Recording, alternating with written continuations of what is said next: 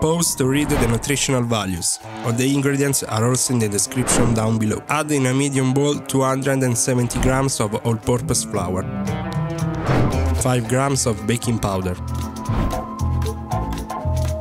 3 grams of baking soda, 3 grams of fine salt. If you use a peanut butter with the other salt, halve the dose. Whisk the powders to prevent lumps. 250 grams of peanut butter. I use a natural and smooth peanut butter. You can use the one you prefer, even the crunchy one. Work the flour and peanut butter together by hand until you get a fine and uniform sandy texture.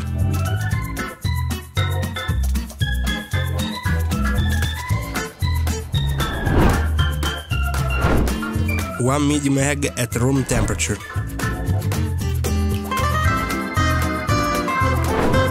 130 grams of sugar. Beat the egg with the sugar for about 5 minutes until fluffy.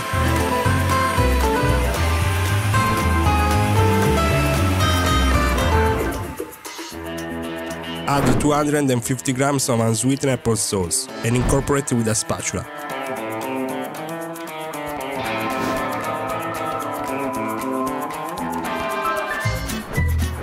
130 grams of milk. I used semi-skimmed milk. You can use the milk you prefer.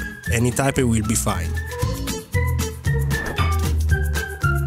Add the flour mixture and quickly incorporate until just combined.